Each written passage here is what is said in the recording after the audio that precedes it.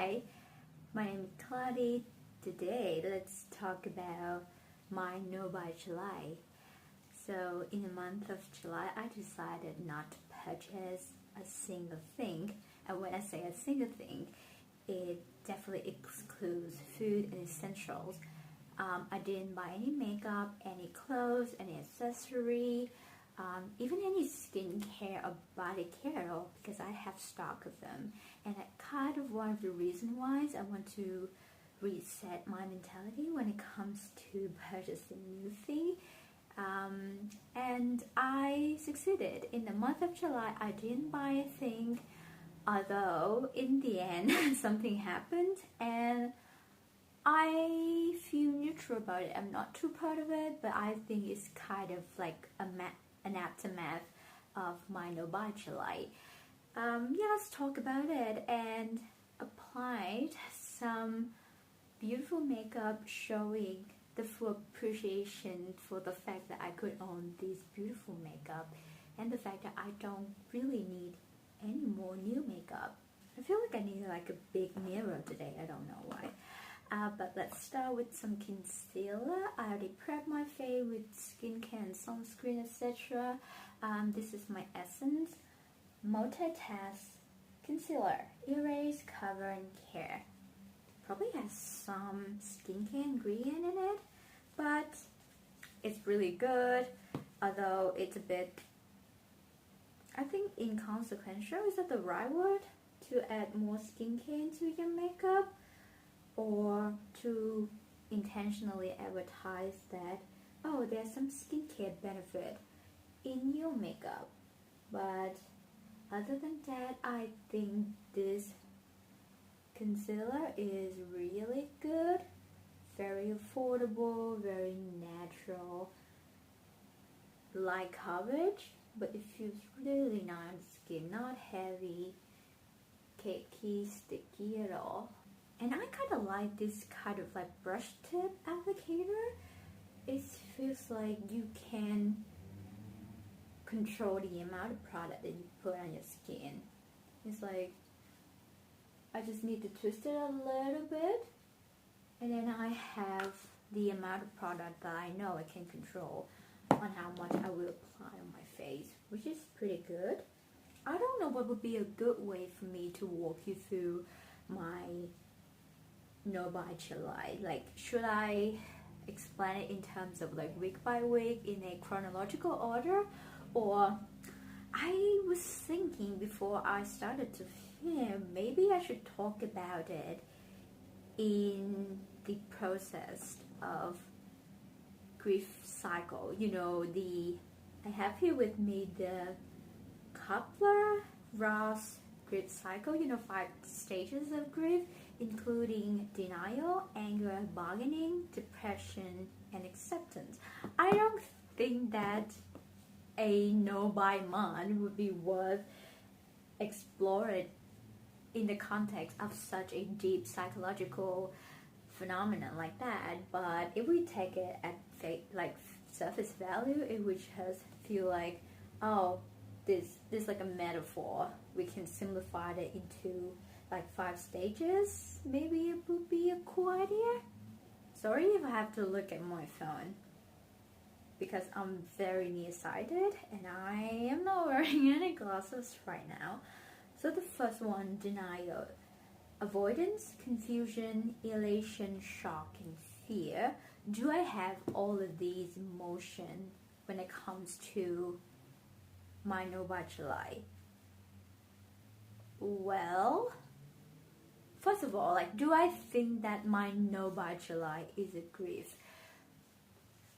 In a way, yes. It's like a very, very simplified and superficial way. Yes, it's like a grief for myself not being myself anymore, because I've done this kind of activity in the last 5 years of my life since I moved out of home.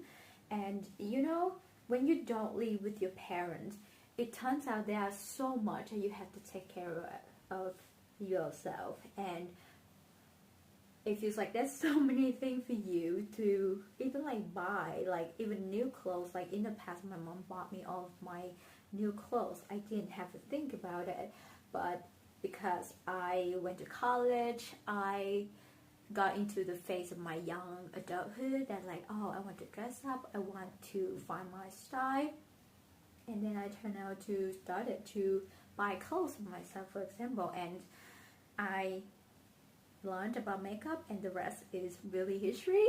So when you are on yourself, you establish the lifestyle that you assume that would fit you the best in that period of time. And I think the fact that you can no longer do the thing as a part of your routine, as a part of your habit, as a part of your daily life, that would be quite shocking, and it's quite scary. It's scary because I set a goal for myself that goes against what I've been doing, and it feels like, oh, it sounds so unattainable. Like I'm not sure if I can do it. For example, I have a habit. You can tell me whether this is a good or bad habit. If I see a skincare or like a hygiene product, like my menstrual pads, or toothpaste, mouthwash, if they're on sale and I see them in the store, I tend to buy them because I feel like I don't want to run out of these essential items. So I need to stock up. Like they're on sales already, and I will go through them very quickly. I will go through them. I'm not buying them and let them run in a corner of my house. So if there's a chance for me to get them, if there's a sale that allows me to have more access to this kind of essential product, maybe I should get them. And I thought that was the right way to do, but in this month I have to acknowledge that if I run out of essential, that's the only occasion that I need to buy a replacement for them. So, well, that's weird. That's going against all of the things that I believe to be the right thing. Like, I love a good deal. Like, why wouldn't I want a good deal for the things that is so important in my life like that? But it taught me some lessons that in a month, nothing is gonna change. It's not that scary if you have to went off on a habit like shopping in a month. Like, it's not that detrimental. It's mentally exhausting for you if you think about it. Like, I get used to it. Maybe I cannot do without it. But no, in fact, human habits has this evolutions that would require you to constantly change it to adapt to the new environment. So it's not surprising to me that because of my habit in the past that I've stocked up all of my essentials. So now I have something available. But not just that, like the things that I have right now, even like the bottle of mouthwash that I'm using right now, I can use it for weeks, like even like months, like a month and a half. So I don't need to rush to buy a backup that's gonna sit there for 3 months, right? So it's kind of the practicality and the real urgency of buying. Do we buy it because we believe that it's essential, or do we need it when we really need it? There's like a difference. And in that case, the difference won't change the course of our progress. Like, we try to be more conscious. We try to be a bit aware of where we spend our money. But in that case, it's not going to change. Mouthwash is a mouthwash. It's not going to cost much. I'm taking an economics unit, so like I'm not going to talk about elasticity and inelasticity of a good. So if you spend like a low budget on it, it would be very inelastic for you to scouting for other substitutes. it's not that big, so it's $4. You can either buy this or the other one. Maybe spend a few more dollars, $5-6. That would be your limit, but your option is there. Like, they are still within the same range, so you don't really have to rush. Like, because my mentality is like, if it's cheap, I need to get it, or else I wouldn't be able to get that deal anymore. But that's not the case. I am so inelastic when it comes to the demand of this good. I will buy it at a reasonable price range, and it's not gonna affect my finance in a way, also my decisions when it comes to buying the goods. Also, when it comes to clothing, I buy most of my clothes secondhand right now, so I go to an op shop, and I just intentionally have a vision of what I want in mind, and I go to the op shop. Whether I find it or not, I would still be happy, because like, I know that the chance is really low for me to like just one day go to one particular op shop and I can find a specific product. And also, I don't spend too much money on it. It's cost me like less than $10 for a piece of item at those thrift stores. There's no point in me to be fear and confused about my decisions. So I think thinking about the backup situations and the price range and the accessibility of the good and what I want to buy, this phase, the denial phase, feel better for me. Like, okay, I don't need to avoid anymore. I don't need to feel fear. I don't need to feel confused, because it is okay, and we're gonna find a solution for it, because there's definitely solutions for not buying in a month. Like, it's not that big of a deal. I feel like I want to go pretty extra in terms of powders today, so I'm gonna use my LYS Triple Fix Translucent Setting Powder in the shade Resilient. Also a little bit of this kind of like luminous correcting brightening powder. This is the eCosmetic CC Plus Radiant Palace, like this kind of like glowy, yes, brightening powder. Okay, so the next stage is anger, frustrations, irritations, or anxiety. I guess the things that give me a most anxious feeling when it comes to not being able to buy anything in July is makeup. I don't know why, because I want makeup all the time. I don't know why. I don't know how to fix it. And like, when I do this video, you're gonna know that I love my makeup collections, and I have beautiful products in my collections already. Now look at this powder. It's so blurring and smoothing. It's beautiful. It's gorgeous. But I think I don't have a very creative lifestyle, so makeup is the only aspect of my life that I feel like I can be the most creative at.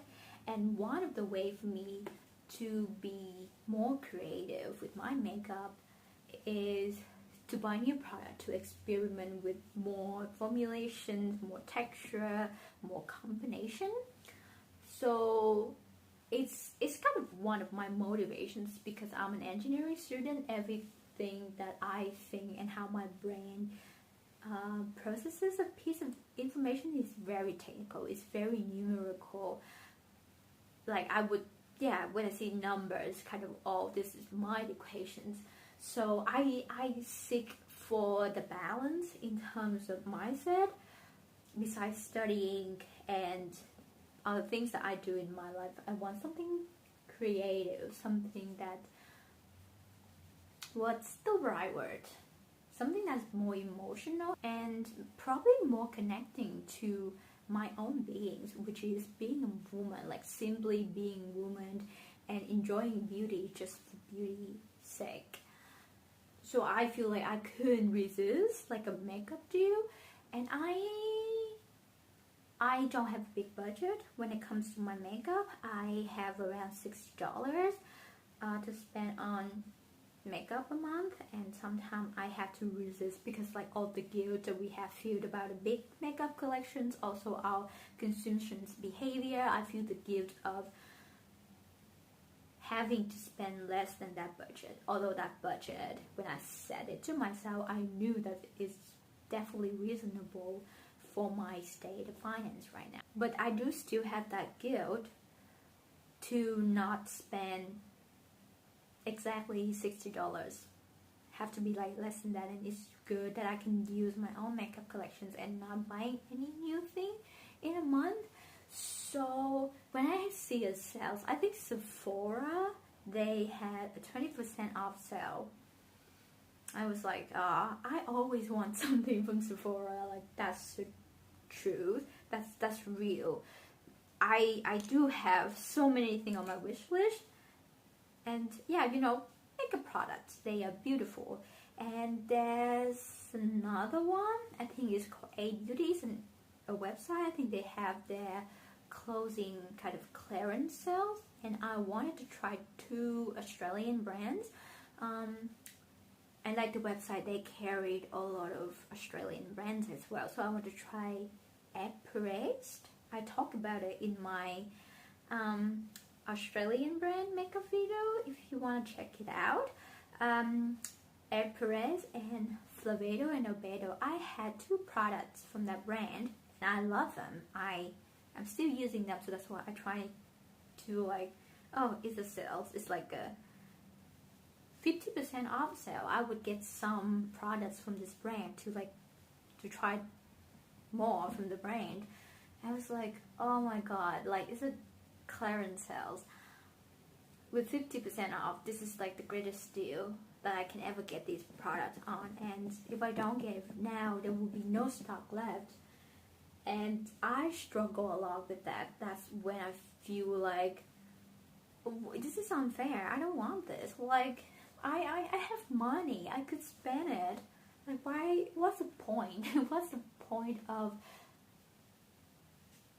not being able to spend my money on the thing that I love the most?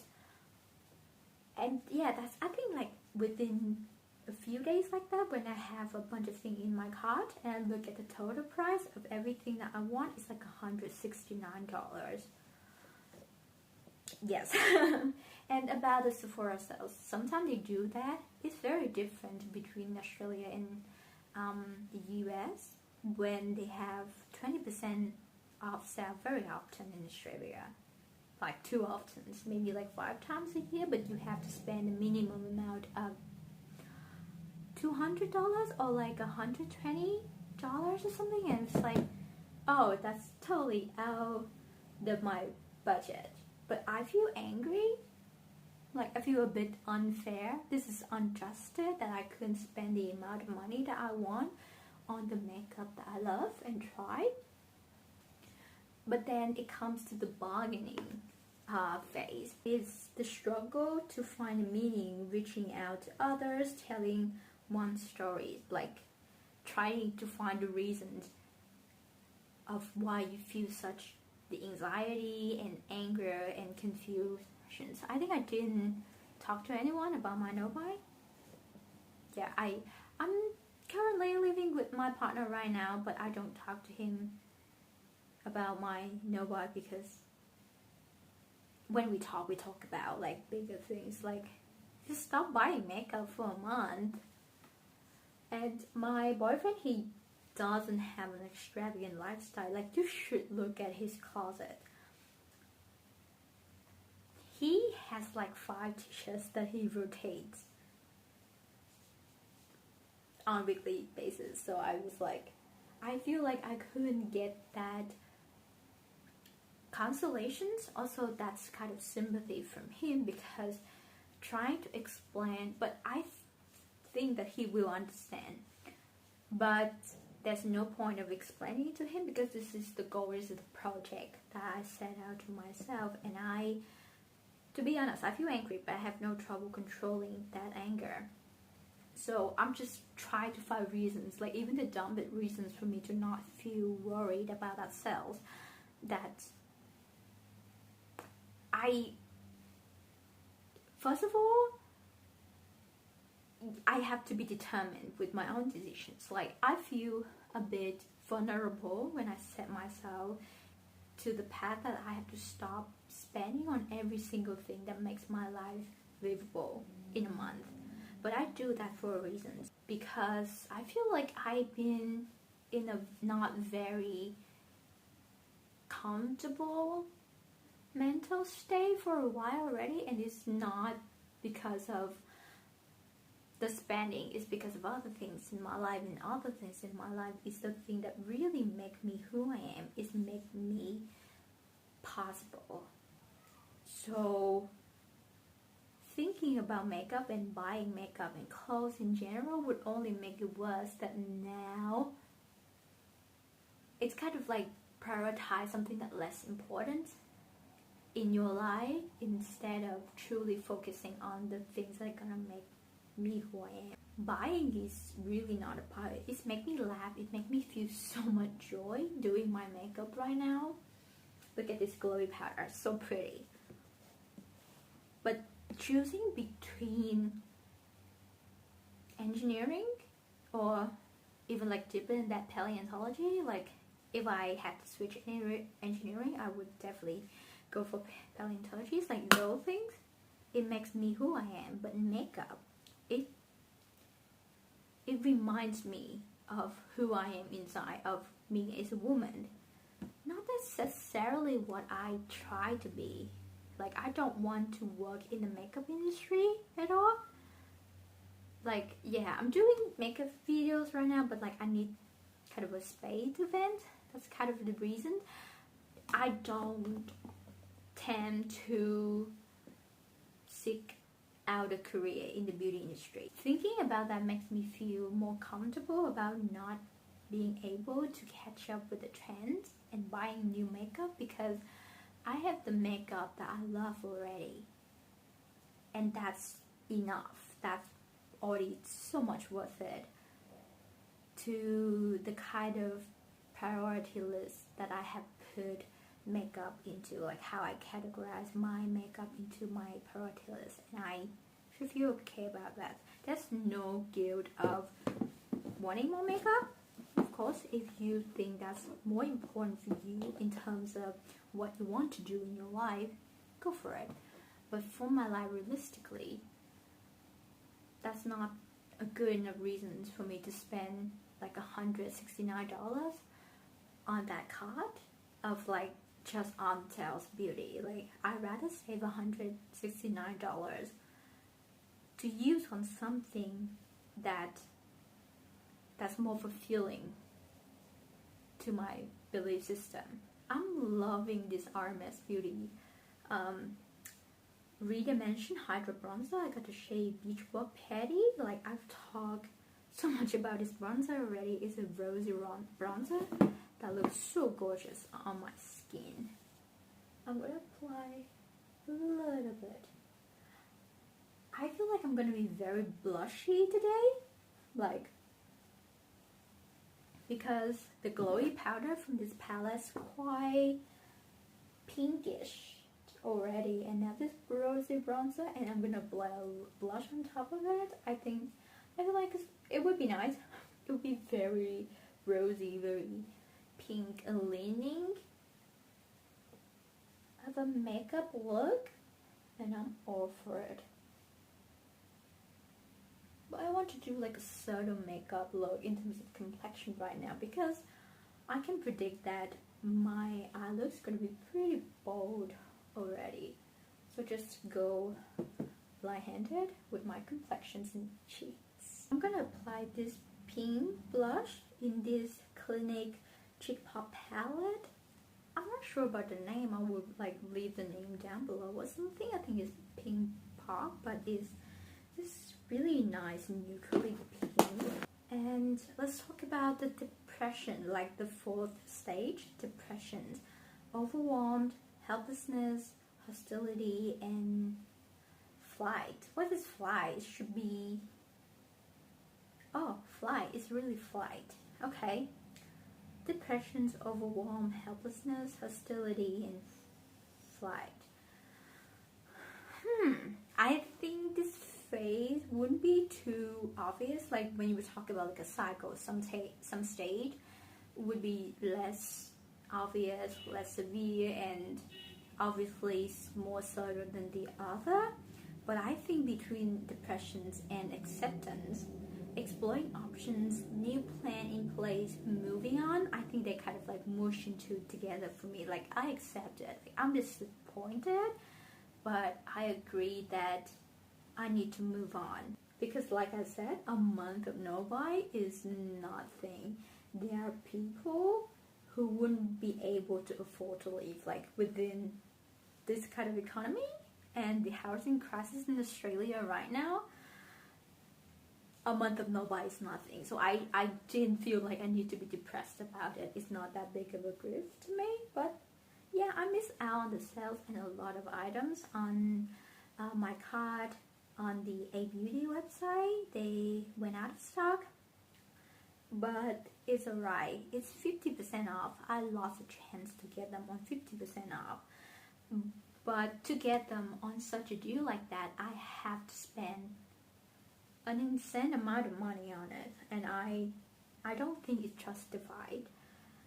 And when I get it, I want to get everything. So I think I made up that kind of excuse for myself that like if I want to get it, I have to get all of them, all of the things that I want. But if I don't, oh, then it's okay. Let's move on. And I always have a chance to move on. This is not an unretrievable, like unfixable grief. It's a month of no buy, and a new month's coming. Like I filmed this on 8th of August, and this is kind of the last chapter of my no buy July series. And it's okay. It's fine. Like the plan is to be more frugal for the rest of the year, and I think this month is a good practice for me, that I know that I can do it. I don't have to live in a constant worry, constant confusion whether I can do it or not. It proves to me that I can do it. Talk about it in the context of 5 stages of grief makes it sound more serious than it should be, but I need to emphasize that consumerism is not that big of a deal in your life. You think about it. We are normal people. Maybe it's important to like 5% of the population because they have some sort of business and their career relies on the consumptions of the other to keep them moving. But most of us, we consume at a certain level and that is enough. Like we make values and we trade the values to get on salary. That's what most normal people do, and we use that salary, we use the money to consume on the thing that we need. We don't have to rely on the cycle of the market, the buy and sell, all sort of economic aspect of that market to survive. We survive because we work. So we just have to accept that sometimes we don't have the condition. This is like a forced situations when I kind of restricted myself from buying, but like maybe there's some occasions that I have to actually save money. I don't have the privilege of, oh, I just want to buy less makeup. No, when it becomes an emergency, when I really need not buying anything, but then I have no other choice. So this is rather a practice for me to see, okay, there's always a conflict between a part of me that wanting beautiful things. I love things. I love my clothes, I love my jewelry, I love my makeup, of course. But there are things, of course, more important in those situations that I have to sacrifice. And I think acceptance is kind of a form of sacrifice. You have to come to a compromising state with yourself and your past self that the new solutions might not be the best, but is the most applicable, the most optimized, and the most applicable solutions for the moment. And with that, we can move on with the toolbox that we have had and carry the whole time. We have to give up something and we gain new things during this process. but it's okay. There's always new solutions for us, and at the end, I mean, if we survive, if nobody's dying, nothing is really a big deal, in my opinion. So that wraps up my thought process of my No by July, and we're gonna talk a little bit about the aftermath of my No by July and what I actually bought like right after July. It's so weird that I'm doing my makeup and then I realize, hey, I'm quite tired, like maybe I should take a break, and I did take a break. But now I'm gonna, should I retouch something? I'm gonna reapply a little bit of the bronzer. And it's so weird, that's just like, oh, I'm really tired. Maybe I should get some water and maybe get a snack. I did get some snack. I had a little Krispy Kreme cinnamon sugar donut balls. It's really nice.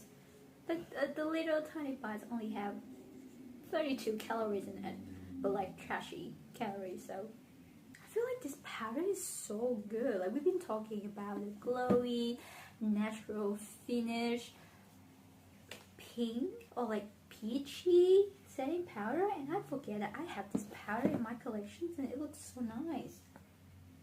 It's like a highlighter and powder at the same time. Looking really, really natural, and it works on my skin tones. Like I'm surprised because it looks quite dark in the pan, and it's like, okay, there's no way it's gonna show up as a real finishing powder on my skin. But when I started to apply it, actually like bronze up my face a little bit, like, or like on some day I feel like it adds a little bit of a pinky peachy blush on my skin. It's like, oh, I look healthily tanned right now. So yeah, beautiful product that I don't really need to find another one for it. Like I've been thinking of the pink powder trend lately a lot, and I feel like I'm gonna use pink powder so much. Like it looks so cool. It's gonna look so good on my skin. But in reality, I don't think how much I'm going to use like a loose setting powder these days. So I felt great, specifically during the last week of July. I didn't feel the need to go back to any website. I accepted the joy of just browsing through the websites and just looking into the new makeup releases rather than feeling that I need to buy them. And to be honest, like new makeup releases, they are not attractive to me anymore, in the way that I've just done a video like that, like looking into my current collections instead of wanting more makeup. And I think that's very helpful. That's something that I've been doing. Like, is there anything like new and special about my collection that I have not yet explored? Is there anything that I can do a bit differently so that I can feel like I can just have this kind of like novelty feelings when it comes to my own collections? And it's so helpful these days. And I basically, when I say I want new makeup, I want the thing that I've been wanting for a while already. I'm not sure it is justifiable, the fact that I keep wanting them, and eventually one day that I buy them. But I think about them a lot. I plan months in advance that I want to purchase that piece. To be honest, living in Australia helps with that thing a lot. Like right here, I don't have access to new releases as much as people from the US, or like even in Europe, or like back in Vietnam. We don't have official retailers of those brands, but we have like a third party, maybe like a trusted partner, the one that can order it online to you and ship it to Vietnam, and now they distribute it to you, so they get new releases tight in time, like in a very timely manner. Maybe when it released in the US, they can maybe get it for you within a month after release, but in Australia you have to wait 2-3 months. And then even like they have some brands that are not available in Australia, and it's like in Vietnam it's a thing, like you have to know where to trust. In Australia you have access to the makeup, the brands, but it's so limited. So it's kind of a constant battle in my life whether I can catch up with all of the new makeup products that has been released from US brands or not. Slowly I started to feel okay about it, and I didn't know that I have felt okay about it for a while. And when I started to think about it in the context of the No by July that I already succeeded, I felt like, it's actually, I have learned to resist myself, to hold myself back from the urge of new releases. And I don't need to follow all of the trends, like who even I am. I'm not even that famous, like I'm nobody. I'm doing my makeup because I want to do my makeup, and I don't have any incentive, any motivations, any drive within me to influence anyone to buy anything. Like I don't have the backbone motivations of if they buy something from my recommendations I can get a little bit of money from it. No, not at all. And it will never be my matter when it comes to playing with makeup, talking about makeup and doing my makeup. It will never be my intentions, never my true belief system when it comes to doing my makeup. So it's easy. It turns out to be way easier than I thought it would be. Like the fact that you walk out of a store not buying anything feel more relieving and less guilty than before. Like if you already commit to the act of walking to a store, you are bonded by a contract of buying something. That would be so embarrassing to walk out with nothing. It's like so disrespectful to the people that run the business. But no, I can only do so much to feel good about myself, to feel good about my purchases. I'm really tired because my battery died and I was doing my brow and I did my eye look. Like I was so excited to do this kind of eye look. It's actually inspired by the eye look that I did yesterday, and I feel like, oh, I just want to do like a kind of reverse version of it, but then it was cut out, so I'm not gonna refilm the look because you can see like the lighting is already messed up a little bit. Like I missed like the time of the day for me to film because it's kind of the thing when you don't have any lighting, you have to just rely on natural light, and natural light, it moves throughout a day. So just I'm gonna try to like walk you through what I did. It's actually pretty simple. It's a 2-in-1 eyeshadow look. So I put on this kind of deep shimmering purple shade, and then I top it up with this kind of lighter champagne gold shade. Surprisingly, this purple, like on the pan, it looks quite warm and then leaning a little bit pink.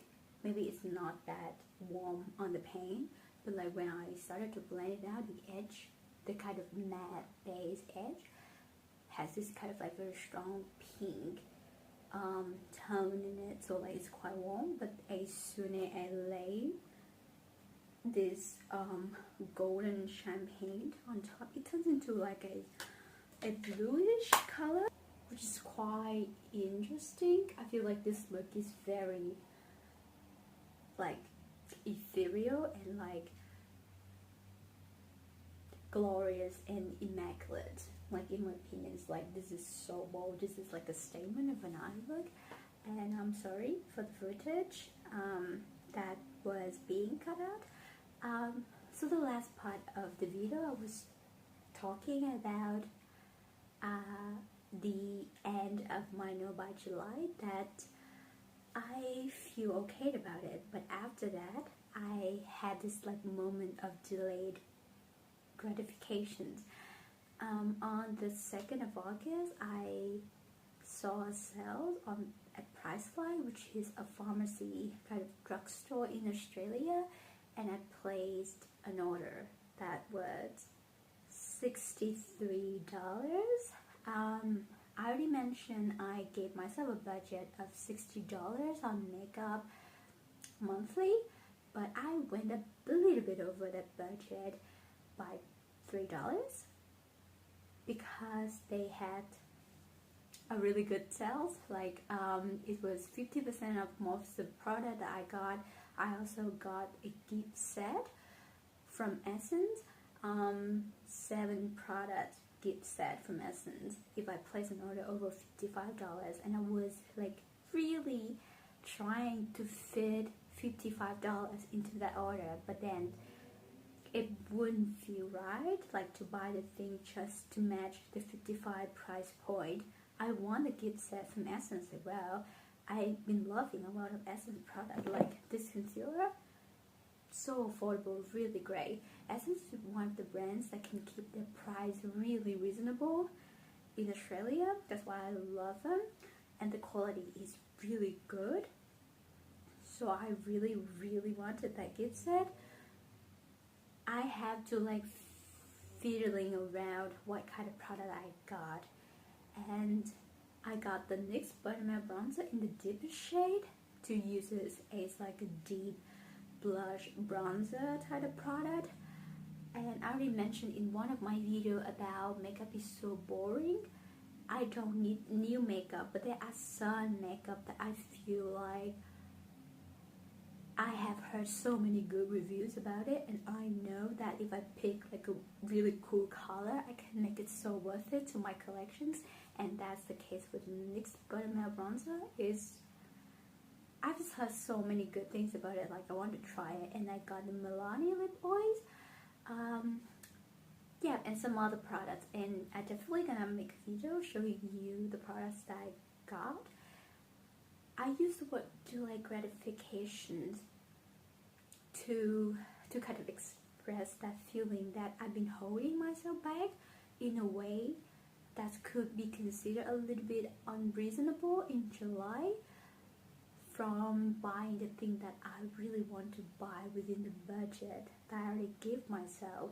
Again, the budget is really considerable, but still enough for me to justify, oh, I don't have other large expenses. Now this is like an extra $60 of my allowance in the month to spend it on my beauty, and I already done so much calculations, and I did it for myself. But then I didn't let myself do that in the whole month of July for the goal that I set for myself. I feel a little bit unfair, but then keeping it to August, I went a little bit over the budget by $3.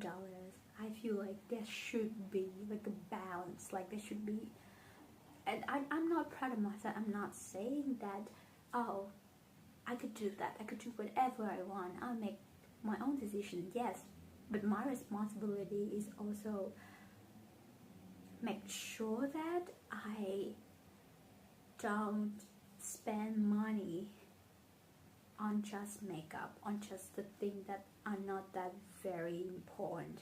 So I feel like that was a good decision for me to place that purchase, and I'm not proud of it, but I don't regret it, because I know that I'm gonna have a moment testing drugstore makeup, and it would be fun about it. Like I've been wanting like a reward for myself after No by July, and I think a lot of people do that, like after a month of not spending anything, the moment that they know that the delaying effect is really rewarding is that, oh, they're gonna get a good deal, like they're actually gonna get the product what they want. And I did get what I really want. I just have to wait like 2 weeks. Everything that you order in Australia are gonna take you 2 weeks to ship from the East Coast to the West Coast. It's like we're living on the West Coast, but like not the West Coast, you know.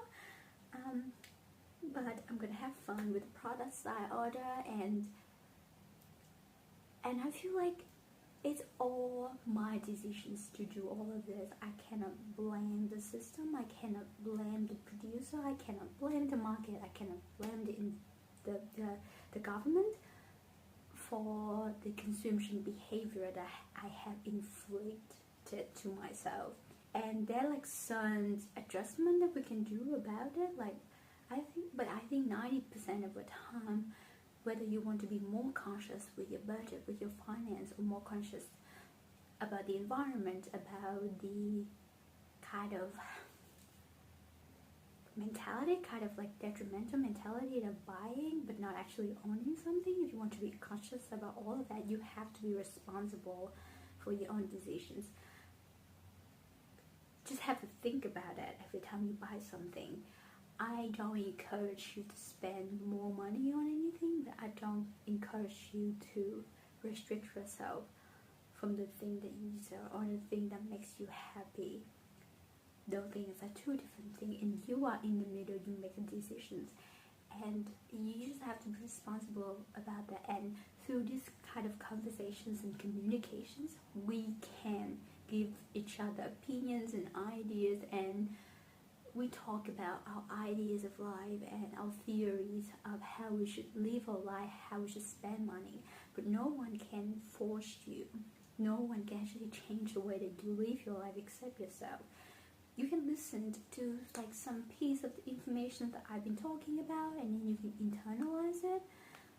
But that's you. You have to do it. And even when I say something wrong, I say something offensive or triggering to you, you have to find a way to internalize or like filter out some of the things that's wrong about what I say. I'm not right all the time, but I'm not wrong all the time. I think so. I hope so. And I hope this kind of conversation is helpful if maybe you want to buy any product, or like you want to pull out some of the products in your collections and you want to use them. That would be great, and I hope that this is helpful. Once again, I'm Cloudy, and hopefully we see each other again. Bye.